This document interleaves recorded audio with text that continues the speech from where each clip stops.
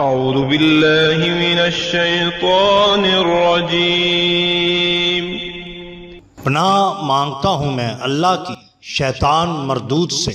بسم اللہ الرحمن الرحیم۔ شروع اللہ کے نام سے جو بڑا مہربان نہایت رحم والا ہے۔ دا باٹم لائن کے ناظرین کرام، السلام علیکم۔ محترم ناظرین، ہم اپنی آج کی ویڈیو میں حضرت پیر میر علی شاہ صاحب گولڑا شریف اور ایک پادری کے درمیان مناظرہ آپ کے سامنے پیش کریں گے، جو یقیناً آپ کے لیے دلچسپی کا باعث ہوگا۔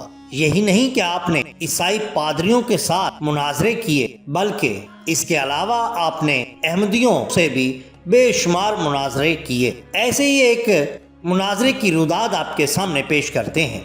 ایک دن مجلس برخاست ہونے کے وقت ایک فال بین برہمن حاضر ہوا اور اہل نجوم کی باتیں کرنا شروع کر دی۔ کہنے لگا، حضور کا طالع اوج کمال پر ہے اور ستارہ تیسرے پایا پر ہے، وغیرہ وغیرہ۔ آپ نے پوچھا، کیا آخر موت نہیں؟ اس نے کہا، اس سے تو چارہ نہیں۔ فرمایا، ہماری شریعت نے ایسے امور کو اسی وجہ سے فضول کہا ہے کہ نہ حصول خیر کسی کے ہاتھ میں ہے اور نہ دفع ضرر کسی کے اختیار میں، اور جو کچھ ہے خداوند تعالیٰ کے ہاتھ میں ہے۔ پس سعد اور نحس کے جاننے سے کیا فائدہ، یعنی خوشخبری اور نحوست کے جاننے سے کیا حاصل؟ جب آخر فنا ہے تو پھر شادی و غم برابر ہوئے۔ ایسا کہ ہم بحر فنا کے کنارے پر منتظر بیٹھے کہ کب پیمانہ عمر لبریز ہوتا ہے، اس وقت کو فرصت شمار کر یہ سب حقیق سلسلہ کوئی دم میں ہی فنا ہوا چاہتا ہے۔ پھر برہمن نے کہا، شمال مغرب میں غوغا اور فساد نظر آتا ہے۔ آپ رحمۃ اللہ علیہ نے فرمایا کہ تمہاری یہ بات بھی قرائن کے تقریب سے درست ہے، کیونکہ اس طرف کے افغان لوگ ہمیشہ آمادہ فساد رہتے ہیں، پوٹھوہاریوں میں ایسے کاموں کی طاقت نہیں۔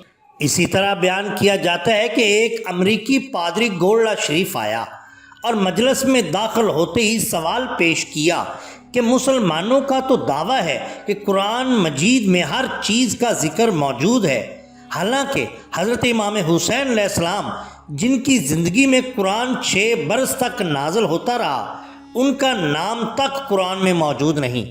حضرت امام حسین نے اسلام کے لیے بڑی قربانی دی ہے، ایسے خادم اسلام کا ذکر تو قرآن میں ضرور ہونا چاہیے تھا۔ حضرت نے دریافت فرمایا کہ پادری صاحب، کیا آپ نے قرآن پڑھا ہے؟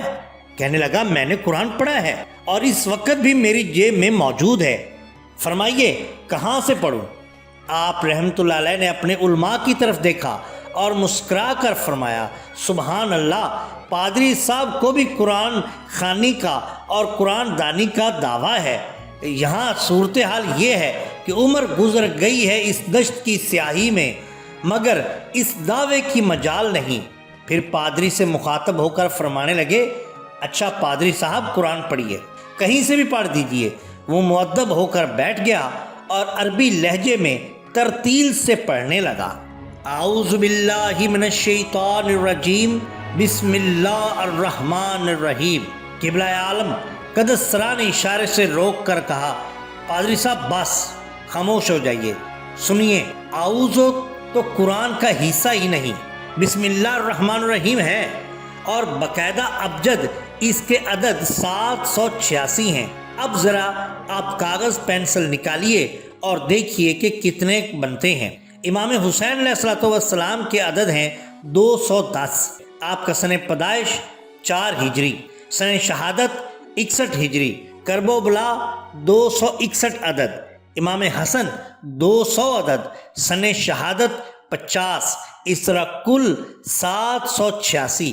حضرت نے فرمایا، پادری صاحب، قرآن مجید کی جو پہلی آیت آپ نے پڑھی ہے اس میں ہی حضرت امام حسین علیہ السلام کا نام ہے۔ سن پیدائش، سن شہادت، مقام شہادت، ان کے بھائی کا نام اور سن شہادت دونوں بھائیوں کے امام ہونے کا ثبوت ہے۔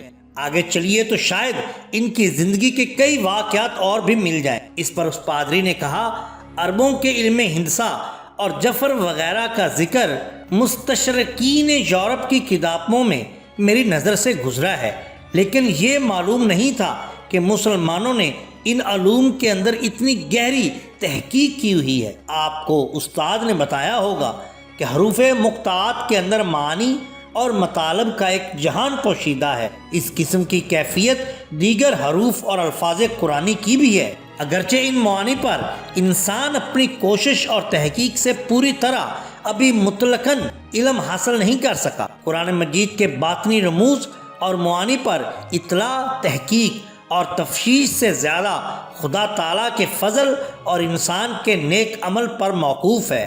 اللہ تعالیٰ ہی جسے چاہتا ہے حسب حاجت ان رازوں کو ظاہر کر دیتا ہے۔ یہ ایک سننا تھا کہ وہ پادری فوراً آپ سرکار کے قدموں میں گر گیا، اس کے ہاتھ سے سلیب گر گئی، فوراً آپ سرکار نے اس کو اٹھایا، اپنے سینے سے لگایا اور کلمہ شہادت پڑھا کر مسلمان کر دیا، اور اس کی نسل آج بھی ہندوستان کے میرٹھ کے علاقے میں آباد ہے۔ محترم ناظرین، یہ شان ہوتی ہے اولیاء اللہ کی۔ اگر آپ کو ہماری یہ ویڈیو پسند آئی ہو تو لائک کیجئے، سبسکرائب کیجئے ہمارے چینل دا باٹم لائن کو، تاکہ ہم آپ کے لیے اور بھی بہترین ویڈیوز لا سکیں۔ اپنے دوستوں کا، گرد و نواح کے لوگوں کا بہت خیال رکھیے۔ اللہ اور اللہ کے رسول صلی اللہ علیہ وآلہ وسلم سے بے حد محبت کیجئے۔ آپ کا بہت شکریہ۔ اللہ حافظ۔